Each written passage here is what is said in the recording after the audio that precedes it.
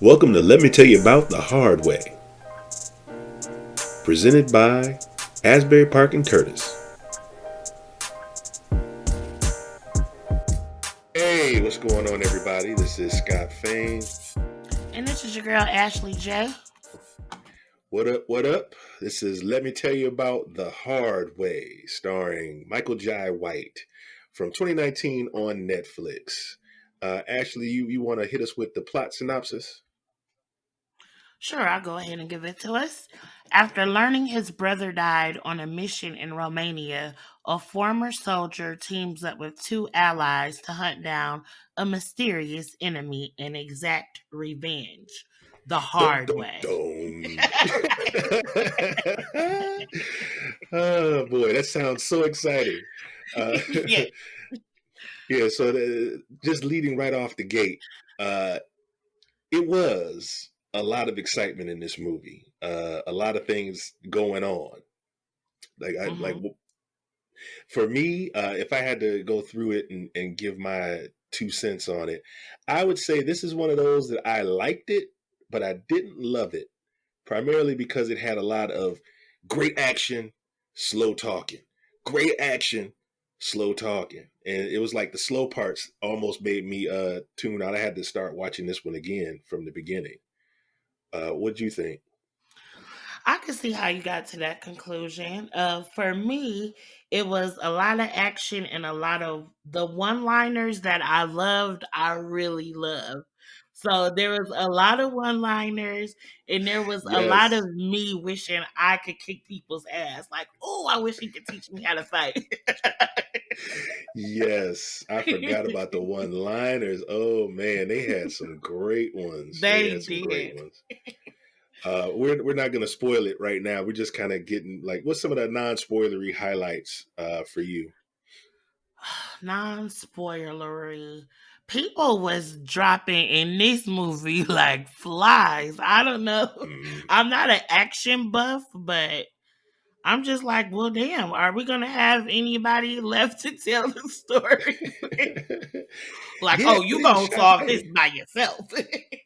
they didn't shy away from that at all. Yeah, they were very upfront with this is a movie that celebrates violence, movie violence for sure.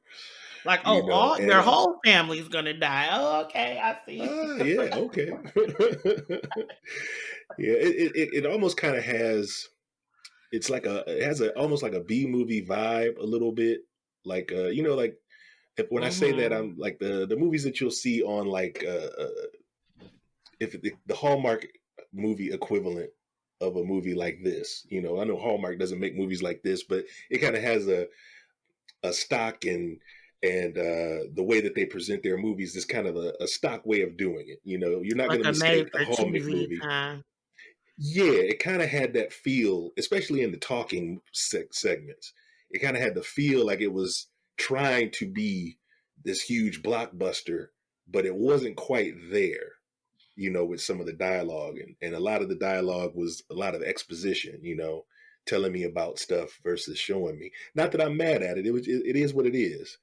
It was just that took me a little bit, that took a couple of points away from me.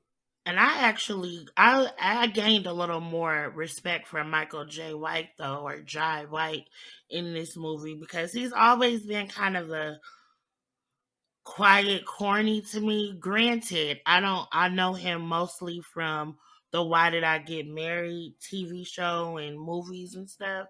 So I'm Hmm. used to him having the overly dramatic actor, like I'm used to him just playing off of other people. I'm not used to seeing him in a starring role.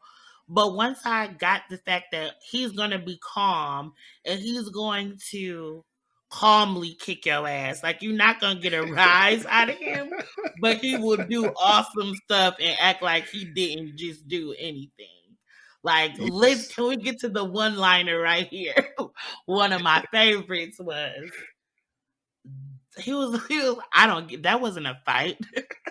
A fight is a violent exchange where you give blows. If I'm the only one giving the blows, then there was no fight. And I'm like, well, you know what? You're right. Yeah, he ain't wrong. So, what would be your grade on this one? My grade on this one, I would have to give it a solid B. Unfortunately, I was able to kind of figure out what was going on sooner than I would have liked to figure it Hmm. out. Okay, for me, I gave this one a solid C. The slower parts, the clunky exposition in some of the dialogue, that took it down from what it would have been for a B for me. If it had like a little the dialogue scenes were a little bit more punched up, it would Hmm. have gone a long way toward being a higher grade on this one. Um, so yeah, C. So I let's have a get into question. spoilers. Yeah, go ahead. Okay, I think we might be able to answer this question without the spoilers, but do you have a favorite character from this movie? I ask because I want to know if you have the same one I do. Favorite character from this movie is honestly is Michael Jai White. I just, I come to him from a Black Dynamite. Like you said, you watch Tyler Perry movies or yeah, the Tyler Perry movies to watch him. I know him from Black Dynamite, and I love him in that type of stuff. So him being an ass kicker is that's just par for the course. That's what he does, as far as I'm concerned. Okay. The other guy, and I can get more into it once we turn the spoiler corner, is his partner, the guy that was running point, running Mason. around. Mason, thank you. Mainly just because he had some of the funniest stuff to say throughout Okay. the movie. But yeah, Mason. What about For you? once in my life, my favorite character was a bad guy. My favorite character was Frankie, the guy who ran the strip club. Now, we could turn into the spoiler part because I really want to tell y'all who Frankie is and why I love him. All right, from this point on, we're gonna spoil it. Go ahead. Okay, so do I go straight into Frankie or would you like some Yeah, hit me with it. Hit background me as with to it. how Frankie came? Okay, I'll go straight to Frankie. So they're trying to figure out their Michael J. White's brother dies, and he obviously is going to try to solve the murder. So he meets Corey, his brother. Corey's the brother who died. Mason was Corey's partner. So he's going to meet Mason at the strip club. Unbeknownst to him, his ex girlfriend, Michael J. White's ex girlfriend, works there. Anywho, Frankie. Sorry. Frankie is the guy who is in charge of the strippers. Now, down the line, when you remember how we spoke on the fact that Michael J. White is not going to crack a smile. He's not a jokey type of person. So when he's on his little killing spree, going back to collect people and get questions answered, he runs into Frankie who's helping them like practice or whatever, and he Mhm. starts choking Frankie. And Frankie like security bitches, like he can barely still being an asshole, but he like, why y'all like you don't see this big black man choking me out like security bitch? Oh Do you yeah, remember yeah. that part? Yes, I remember it very well. That was very funny. It's like security bitches. And then after that, Frankie thinks he's cool. They sitting in an office, and John, Michael J. White, is telling the real big guy, like, you know what? Such and such dead, da da da dead. Frankie's dead, and Frankie on the couch, like, Like, no. I was like, oh really? Oh man. He thought he was gonna skate. He thought he was gonna skate. yes, that I guess that whole part brought it up for me. Like I needed that little punch of laughter. For me with Mason, right from the beginning, he was really he was really going for it. He had his action stance on. He looked kind of like Corbin Burnson's son or something. Like if Corbin Burnson had a son, I wouldn't be surprised if that was this cat Mason. Corbin Burnson is one of the actors who played in Major League. He was on LA Law for a number of years. Look him up. Anyway, Okay. the very first thing he did that cracked me up was when, at the first part of the shootout, when you're kind of seeing Michael Jai White's brother get killed early on, and he's dying in this guy's arms. It was his death yell. Like in Star Trek on Next Generation, Worf, the Klingon on the show, anytime somebody that he loves dies, and it happened a couple of times throughout that series, they die in his arms. As a Klingon, you do this guttural, you yell, and it's supposed to open up the gates of Sto-vo-kor and let them know that a warrior's coming in, and it's very Okay. dramatic. And so when this guy dies in his arms, I just the mental comparison, because he's like, fuck. I was like, that's it. He's like, he's dead. He's like, fuck. And then they just cut away. It was like such an abrupt little. It was weird. It was just so weird. I was like, that's hilarious to me. Like that's your death yell. I have to go back and Uh, peep that. I wasn't looking for it. Yeah, then that, and then of course, anytime that they're all shooting and stuff like that, and he's like, "Take this and take that, motherfucker. That's for Kobe," and he's Yeah. just like killing people and dropping one-liners. Oh Okay. man, he was cracking me up with all the stuff that he was saying as he's dropping people. Yeah, but it made me feel good. It was all of the verbal that we didn't get from Michael J. White, who will just, Mm-hmm. you should have let me get too close. And then he just did. Yeah. Yeah, that first sequence, because the movie kind of, like I said, it just kind of jumps a little bit. Like you start off with the two of them having this shootout that didn't quite make sense at first, because that's why I had to start it over again. I was falling asleep because I was watching it late the first night, and I'm like, I don't know what's going on. What's happening here? Because you start off with this one thing, you're meeting Mason, and this guy died in his arms, and then the next you're meeting Michael Jai White, who I guess is related to the guy that just died, but they don't. It wasn't as 100% clear to me in that moment, and so I had to go back and start it over again, even though I was like 45 minutes into the movie, Oh, just so I really? can know what's happened. Yeah, that Now, first see, time at least. when you heard the death yell, that's when I heard the part about John. So it made sense to me. See, like, Corey's final words is, John, go get John. He knows where it is. I'm like, oh, who John the will fuck is know. John? Right? Yeah. Then they cut to him. I'm like, oh, he must be John. So Yeah, and it I was picked it up. No, it was, and he and was the other black guy, so I'm like, maybe that's John. because that was the other part of it is the locations. So you start off where I can't. Where were they at? I have no idea if I they know were they in ended New up in York. Bucharest. They were in Bucharest for the bulk of the movie. So Hmm. John goes to Bucharest to. Oh, I guess they that's where they were at the beginning. John's bar Um, is in New York. yeah. So he's in New York, and it seemed like they were establishing, oh, he's going to have some kind of issues or difficulties with mob people and whatever in New York, and he's got to, because he had to whoop those dudes' ass first thing out the gate.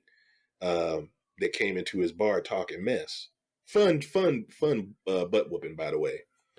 It Um, was, and now that makes me question: were those people attached to the people who killed Corey? no, they were just some random dudes Some that extra came people? in. Yeah, from what the movie was saying, the one guy just got out of jail. I guess he had been there for a while before all the changes came, and he's coming in mad that some black dude owns what used to be Carmine's bar, and he's about to try and he's like, I'll give you this much over what you paid to get out of here. And then, of course, he got his ass whooped. Right, Um, right, right.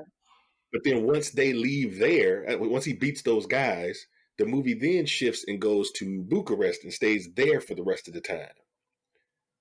Hmm.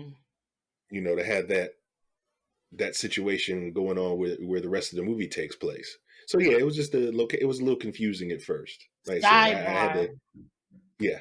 My only personal reference to Budacris is Michael Jackson had a concert there.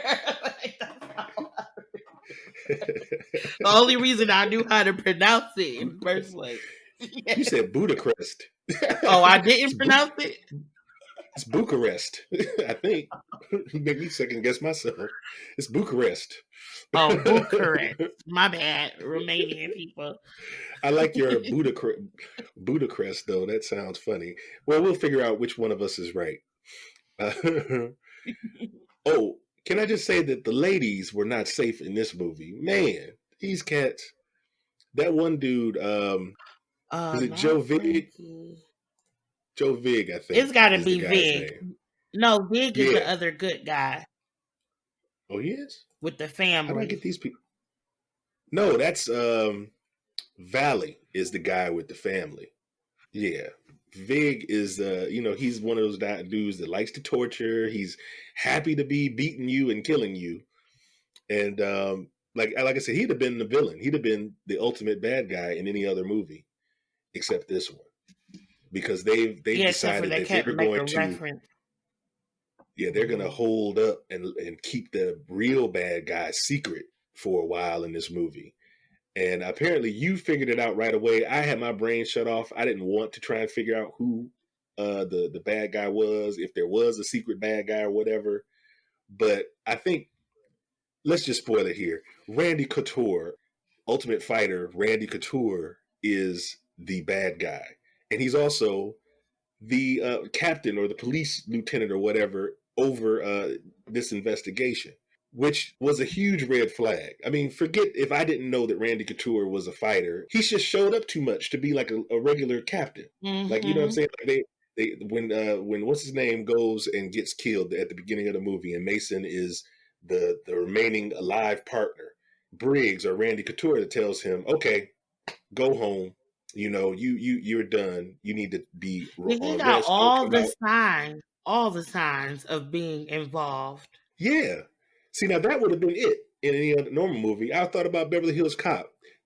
Basically, it's almost like if Inspector Todd, when at the very beginning of that movie, uh, and Axel his friend gets killed in front of him, he's like, "Go home, Axel. You off." And it'd be like Right. Inspector Todd just showing up like 3 or 4 more times in the movie saying, "Go home. I did not tell you to go home." That's how Mhm. this was with this cat. He just kept showing up saying, "Go home" to Mason.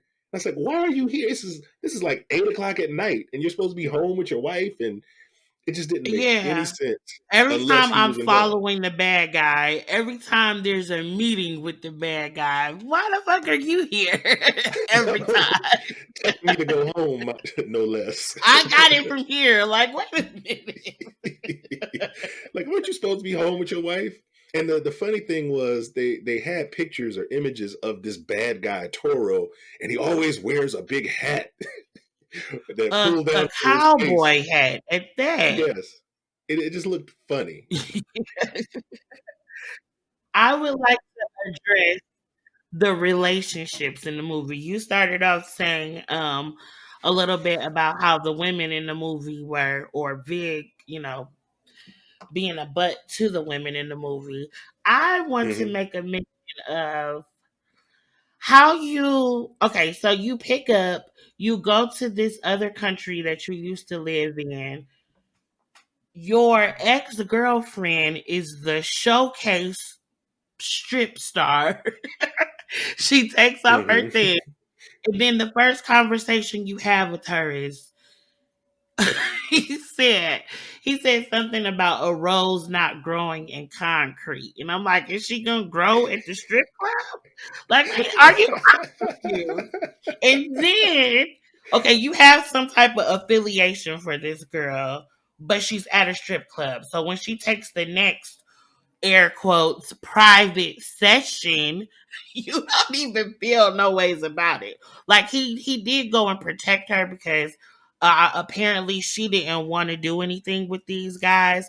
But I feel like if she was down, John would have just been cool knowing his ex was getting hit in the back while he was having a meeting with Mason in the front. Is that just me? It wasn't just you. I think that line you're talking about, that was just a cat being slick. It's just, it's over there. He's just trying to keep her from coming to New York and crabbing his style. That's all that was. And you're right. When they're, she's going back in the back.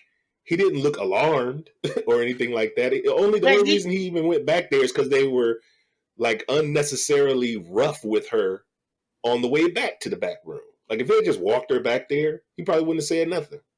yeah, if she would have been cool, he wasn't really defending her honor. It was just weird. I would think I mean, I guess maybe some men was okay with that. Maybe he knew that's what she was doing or whatever, but I don't they know if had a he was funny dating her. relationship. I guess they were still kicking it a little bit. Maybe that's his Bucharest chick. When he come to Bucharest, that's the chick he shack up with and True. have a good It, time with. true. It seemed more like an ex scenario. It didn't seem like anything present, but Right. the And way he just she messed up looked his when evening.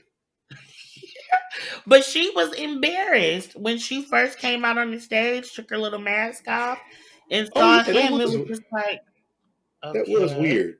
She looking like Diamond when when her professor caught her. Yes. Yes, that's funny. Players Club reference, deep cut. Yes, Diamond from the Players Club. Check it out if you haven't. It's on Netflix as well. Oh boy. But I guess that's gonna be your when it comes to I'm sorry to drift back to Randy Couture, but anytime you're hiring Randy Couture as an actor, I think you're tipping your cap if you're putting him in anything other than a fighty type role initially. Like that was the thing that the tip off is that okay, there's something going on with this guy because it's Randy fucking Couture. He's like you don't put him in a Yeah, movie unless you're gonna have him punch something, and he's in a business suit the whole time. right. Basically, And it looked ideally, he should be odd. behind a desk. I Yeah, he should have been completely behind. agree because, excuse me, I have no really fight or wrestler reference. So, Mhm. and I see the guy the first time I see him on the screen, I'm immediately drawn to the ear. Like, what's up with his ear? So I Google it. Then I already I'm like, oh, like it.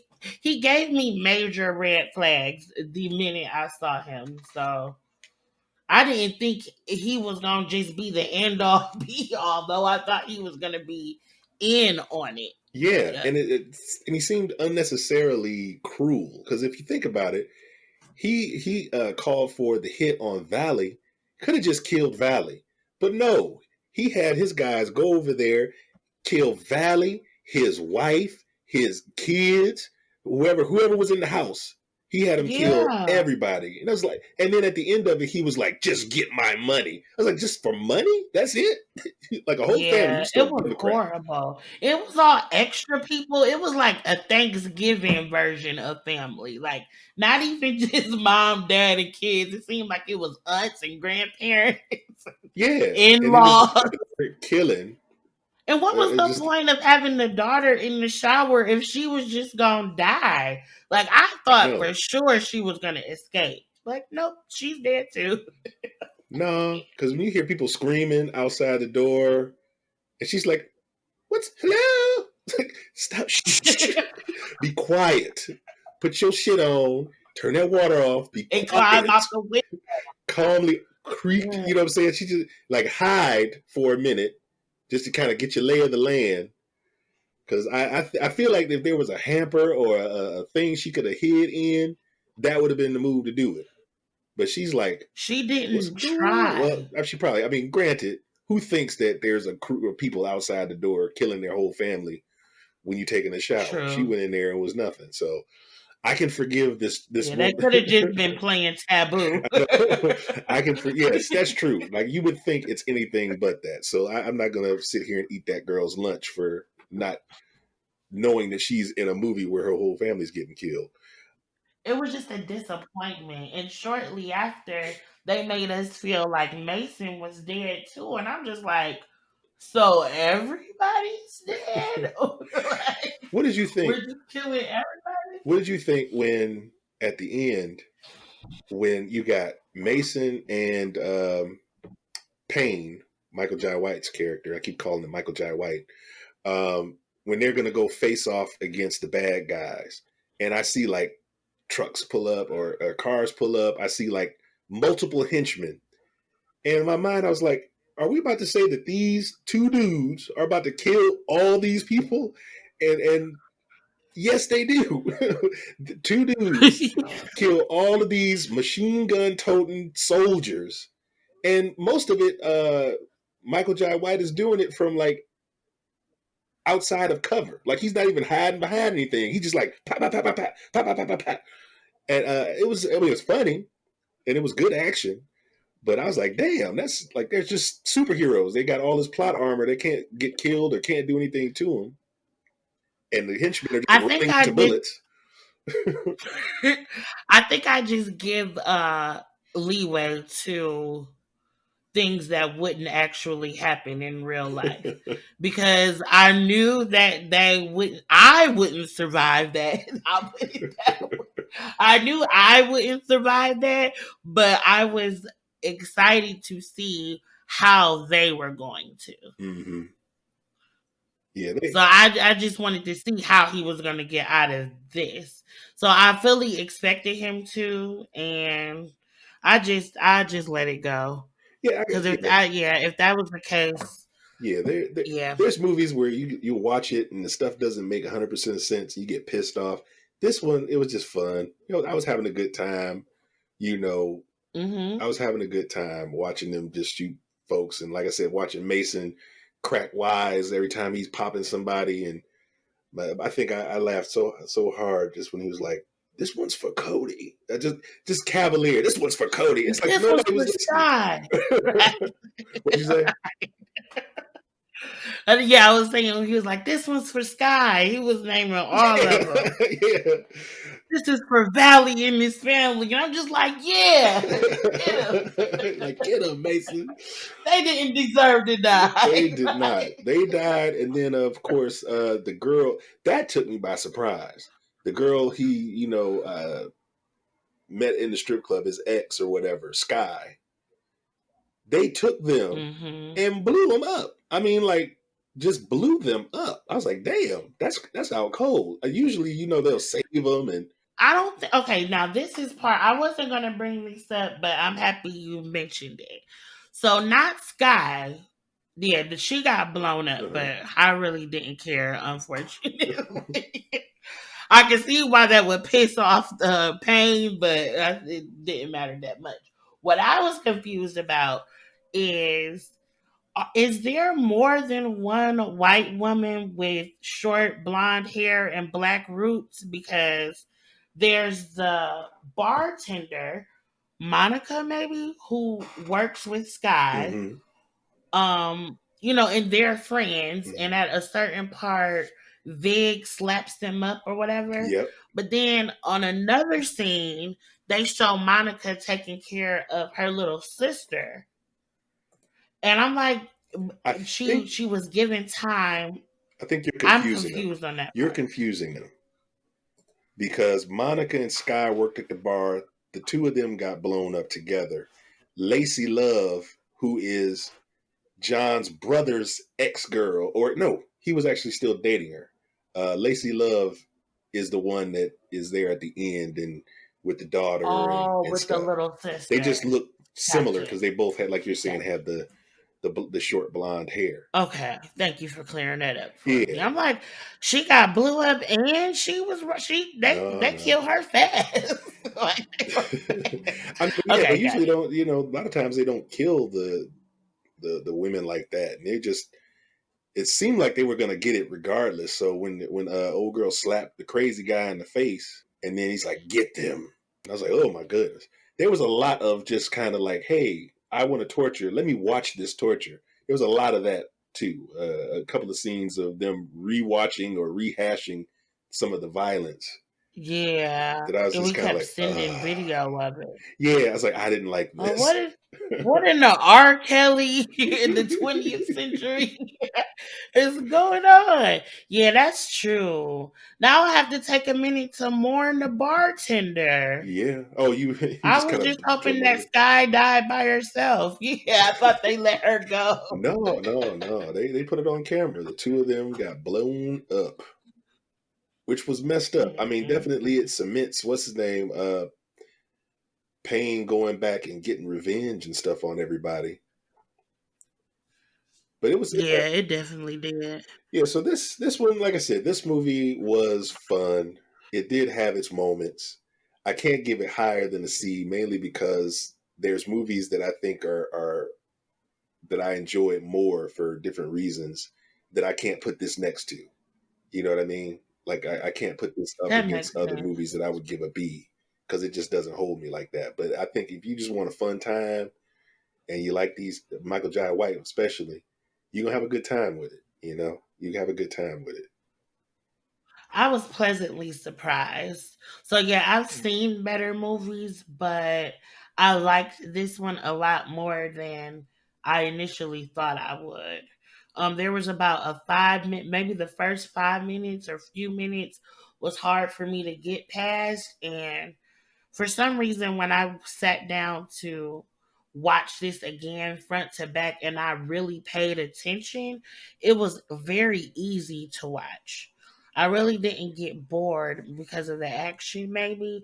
And I liked the dialogue, I think, because since it wasn't loaded with dialogue, I was able to pick up on the things I wanted to pick on.